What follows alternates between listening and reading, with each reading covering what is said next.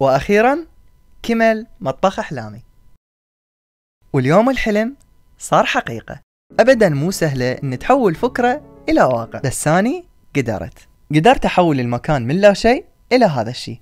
بكل زاوية بهذا المطبخ بيها تفاصيل، واليوم أشارككم أهم التفاصيل اللي يكتمل بيها المطبخ هو الكاونتر.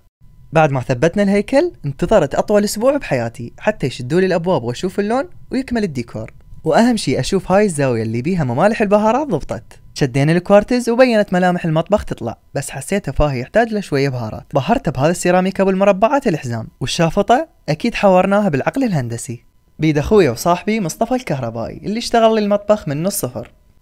هاي اللمسات الاخيرة وكمل المطبخ. يمكن هواي تأخرت بي، بس ابد ما ندمت على كل تفصيلة اشتغلتها، لين اشتغلتها بكل حب. والشي اللي سهل علي هذا الشغل هو شركة المطابخ، لين اشتغلوا لي مثل ما اريد واضبط. هذا هو مكاني الجديد وهاي تفاصيله. استغليت المكان بأكثر من زاوية تصوير، 1 2 وهاي الثالثة. وأكيد ما انسى الفيو والمنظر الطبيعي. شغل الكاونتر شوفت عنكم وتفاصيله ما بيها ولا غلطة. المطبخ نفذته يم شركة الجود للمطابخ والديكور، هذا هو شغلهم وعاشت ايدهم.